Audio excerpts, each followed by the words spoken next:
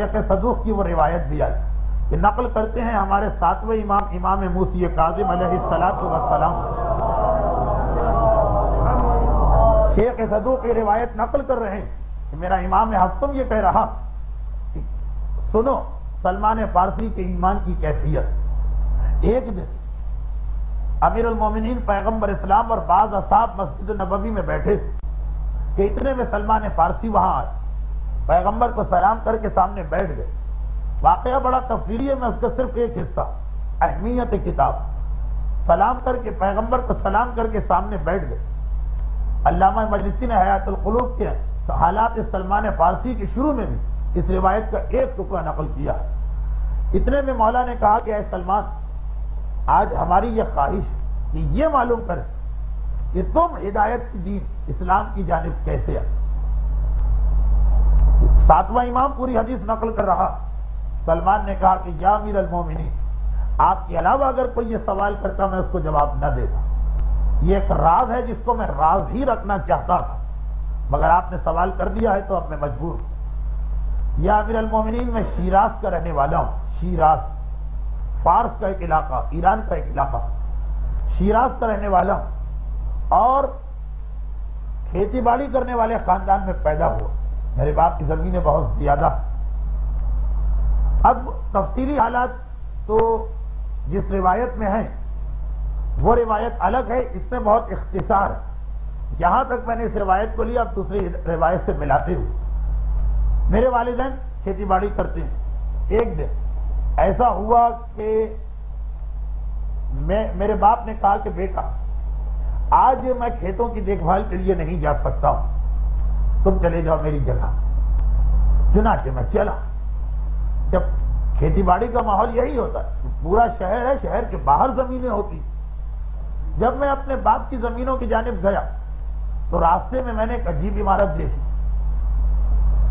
ہمارے شہر میں اس قسم کی کوئی عمارت نہیں تھی۔ ایران آتش پرست، آگ کی پوجا کرنے والے، آتش کدے تو ہیں ایران میں اور تھے بھی اس وقت، اسی وقت کی بات ہے کہ تھے، لیکن یہ عجیب و غریب عمارت نظر آئی۔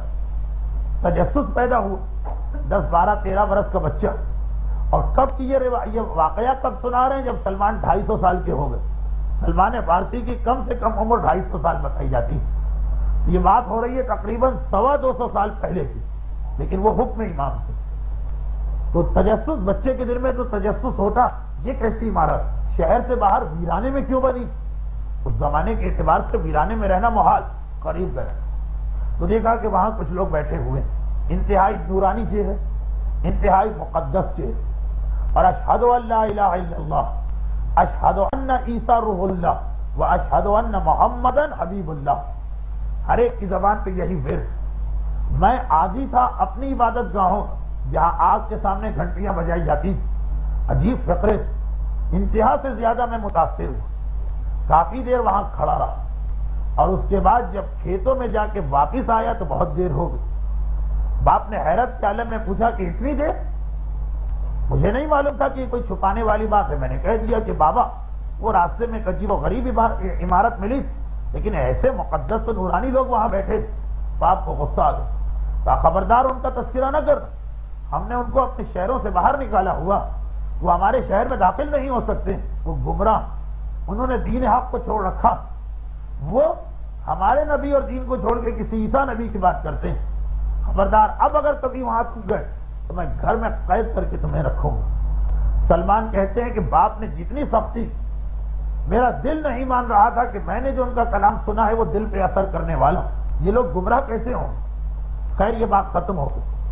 چند دن کے بعد نوروز کا وقت قریب آیا، بس آخری ٹکڑا ہے، اس کے بعد میں اصل موضوع پہ آتا ہوں۔ نوروز کا دن قریب آیا، گھر میں صفائی شروع ہوئی۔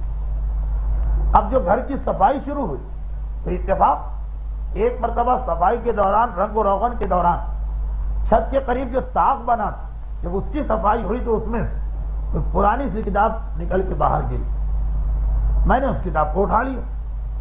میری ماں نے اور میرے باپ نے دونوں نے کہا خبردار اسے ہاتھ میں لگا، جہاں سے یہ کتاب گری ہے وہیں اٹھا کے رکھ دو۔ خیر 12 13 برس کا بچہ، میں خاموش، لیکن تجسس پیدا ہوا۔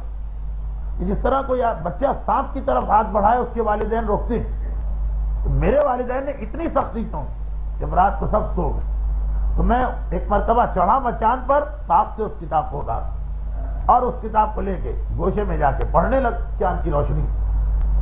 تو اس کتاب عجیب و غریب زبان میں لکھی تھی، پوری تو سمجھ میں نہیں آئی، لیکن جتنا سمجھ میں آیا اس میں تفسیر یہ تھی، وہ میرے کسی دادا یا شاید پرنانا، میں رشتہ بھول رہا ہوں، کیونکہ عربی روایتوں میں مسئلہ یہ کہ دادا اور نانا کے لیے ایک ہی لفظ آتا ہے، جب تک کہ بہت ہی توجہ سے روایت نہ پڑھی جائے یہ یاد رکھنا مشکل ہوتا۔ بہرحال یہ باپ کے بزرگوں میں یا ماں کے بزرگوں میں کسی ایک ہی کتاب، اور جو تفصیل اس میں لکھی ساری تفصیل ہے کہ یہ آتش پرستی کا مذہب غلط، پروردگار نے اپنے انبیاء بھیجے، آخری نبی عیسیٰ میرے زمانے میں، کسی نے ایسے آدمی نے کتاب لکھی ہے جو عیسیٰ کے زمانے میں تھے، اور اتنے سالوں کے بعد عرب کے علاقے میں کھجوروں والی زمین میں ایک اللہ کا آخری نبی آئے گا، اس کی یہ پہچان یہ پہچان یہ پہچان۔ اب سلمان کی کہانی جن کو یاد ہے ہم کو پتا کہ اس کے بعد یہ تو کتاب میں پڑھ لیا، پیغمبر اسلام کی 3 نشانیاں لکھی تھی، وہ صدقے کو کبھی قبول نہیں کرے گا، اپنے ساتھیوں کو دے دے۔ نشانی نمبر 2 یہ ہے کہ ہدیہ اس کو دو گے وہ کبھی رد نہیں کرے گا۔ نمبر 3 یہ کہ اس کے دونوں شانوں کے درمیان مہر نبوت ہوگی۔ کتاب میں پڑھا، رات ختم ہو رہی تھی، چپکے سے کتاب جا کے اسی مچان پہ رکھ دی، مگر دل میں تجسس، کتاب میں بھی وہی لکھا، چند دن پہلے راستے میں بھی ان عیسائیوں کو دیکھا۔ اب اس کے بعد ایسا تجسس پیدا ہوا کہ سلمان اپنا گھر چھوڑتے ہیں، عیسائی علماء کے پاس گھومتے گھومتے قیدی بنا لیے جاتے ہیں، غلام بن کے ان کو مدینے میں بیچ دیا جاتا۔ ابھی تک پیغمبر مدینے میں نہیں آئے، 250 سال انہوں نے پیغمبر کا انتظار کیا، 250 سال اپنی ہی عمر میں، اور اس کے بعد پھر ایک دن مدینے میں یہ شور مچا، اپنے آقا یہودی کے یہاں کام کر رہے تھے، جتنے لوگ بھی، مجھے تو بہت سے چہرے نظر آ رہے ہیں کہ جو حج یا عمرے میرے ساتھ بھی جا چکے ہیں اور ویسے بھی لوگ گئے۔ باغ سلمان میں یہ کہانی آپ کو ہر وہاں کا گائیڈ سناتا کہ پھر سلمان اسی باغ میں کام کر رہے تھے جو آج مدینے سے 2 میل کے فاصلے پر، کہ اتنے میں یہودی کا باغ، مدینے سے اس یہودی کا کوئی دوست آیا اور آ کے کہا، سنا تم نے مدینے والے پاگل ہو گئے، کہتے ہیں کوئی نبی آیا ہے، سب اس کی بات مان رہے ہیں۔ خیر دونوں یہودی تو بیٹھ کے مذاق اڑانے لگے، سلمان کے دل میں تجسس پیدا ہو، 250 سال سے جو میں جگہ جگہ ڈھونڈتا پھر رہا، وہ آج جملہ میں نے سن لیا۔ زمین بھی کھجوروں والی، علاقہ بھی عرب تھا۔ پھر سلمان 3 مرتبہ اپنے آقا سے چھٹی لے کے جاتے ہیں مدینے، ایک مرتبہ کچھ کھجورے لے کے گئے، اللہ کے رسول یہ صدقہ لایا، پیغمبر نے اسے قبول کیا، لیکن فوراً بیٹھے ہوئے اصحاب میں تقسیم کر دی۔ پھر اگلے مہینے میں ایک چھٹی ملتی، اگلے مہینے کھجورے لے کے گئے، اللہ کے رسول یہ ہدیہ لایا ہوں، پیغمبر نے فوراً اسے قبول کر کے حجرہ فاطمہ میں بھجوا دیا۔ اور تیسری مرتبہ جب چھٹی کر کے پہنچے تو پیغمبر مسجد میں نہیں تھے، گھبرا گئے کہ بڑی مشکل سے آقا مہینے میں ایک چھٹی دیتا، اگر یہ مہینہ نکل گیا تو پھر 1 مہینے تک بات ٹلے گی۔ لوگوں نے کہا کہ جنت البقیع کی جانب جاؤ، آج مدینے میں کسی کا انتقال ہوا، رسول اس کے جنازے میں گئے، چنانچہ سب سلمان وہاں پہنچے تو ایک موقع بھی مل گیا۔ اس سے پہلے تو آتے تھے اس طرح کہ رسول بیٹھے ہیں سلمان سامنے، لیکن آج مجمع میں چل رہے ہیں تو سلمان رسول کے پیچھے گئے اور اچک اچک کے دیکھنے لگے کہ کسی طرح کرتے کے اندر دونوں شانوں کے درمیان کی جگہ نظر آ جائے۔ پیغمبر اسلام سلمان کو پیچھے مڑ کے نہیں دیکھے، مسکراہٹ آئی، کرتے کے بٹن کھولے، کرتے کو ذرا آگے سے اونچا کیا تو پیچھے سے نیچا ہوا، سلمان کی نگاہ مہر نبوت پر پڑی، اور پھر پیغمبر مڑتے ہیں اور کہتے ہیں کہ سلمان تیسری نشانی بھی دیکھ لی، کہ جملہ ہی سلمان کو بتانے کے لیے کافی تھا کہ اب تو کسی نشانے کی ضرورت ہی نہ رہی، 250 سال پہلے کا راز پیغمبر بتا رہے ہیں۔ تو اب یہ پھر سلمان ہمارے سامنے آئے اور اس طرح ہے کہ سلمان و منا اہل البیت بنے۔ اب دیکھیے پوری سلمان کی کہانی کا خلاصہ کیا، ایک کتاب، گھر میں پڑی ہوئی کتاب، بزرگوں میں سے کسی ایک نے کتاب لکھ کے مچان میں ڈال دی، نسلیں گزر گئی لیکن کتاب کام آئی، کتاب بیکار نہیں ہوئی۔ اس کتاب نے ہم کو سلمان جیسی شخصیت دی، اس کتاب نے سلمان کو من اہل البیت بنایا۔ تو اہمیت ہے کتاب، معصوم اپنے ماننے والوں سے تقاضا کر رہے ہیں کہ ساری باتیں صرف سننے تک محدود نہ رکھنا، کتاب کی اہمیت ہے۔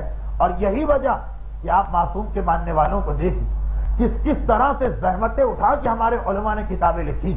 آج بازار میں رکھی ہوئی کتاب مہینے میں 100-200 روپے کا یہ خرچہ کرنے کو ہم تیار نہیں ہوتے، بلکہ لائبریریز ہیں اس سے کتابیں لے کے پڑھنے کو تیار نہیں ہوتے۔ اور اس وقت جب کتاب سونے سے زیادہ قیمتی، ہمارے علماء نے یہ ساری کتابیں کس طرح ہم تک پہنچائی، اہمیت کتاب کو ذہن میں رکھی۔ تاریخوں میں یہاں تک کنویں کے اندر ہمارا وہ مجتہد قید اور رات کی تاریکیوں میں آتے ہیں، کنویں کے چاروں طرف زمین کو ٹٹولتے ہیں اور جتنے بھی یہ ٹھیکریاں ٹوٹے ہوئے مٹی کے برتن ملتے ہیں اسے لے لے کے گھروں میں جاتے ہیں اور پھر جو ان علماء کے شاگرد ہیں ان کو پہنچاتے ہیں، وہ انہی مٹی کے برتنوں کو ترتیب دے کے کتابوں کو نقل کیا کرتے ہیں۔ ظالم حکومت مطمئن اتنا بڑا مرجی اور مجتہد، اس کا سلسلہ کٹ گیا ہے اپنے ماننے والوں، وہ اندھے کنویں میں، لیکن وہاں بھی اپنے گھر والوں کا خیال نہیں، اپنے بیوی بچوں کی فکر نہیں، جو علوم امام ہم تک پہنچے ہیں اسے کسی نہ کسی طرح سے محفوظ کر دینا۔ کہاں ہمارے وہ علماء جو 20-20 سال اندھے کنووں میں رہ کر مٹی کے برتنوں کو جو کھانے کے لیے آتے ہیں توڑ کے خود فاقے کر کے مگر اسی کھانے کو روشنائی بنا بنا کے اس طرح سے کتابیں لکھتے گئے، شاگردوں نے کتابوں کو جمع کیا اور کہا ہماری یہ لاپرواہی، ہماری یہ غفلت، کتاب پڑھنے کا ذوق و شوق جو ختم ہوتا جا رہا، میں اس کا تذکرہ کر رہا ہوں۔ برحمتک یا ارحم الراحمین وصلی اللہ علی محمد وآلہ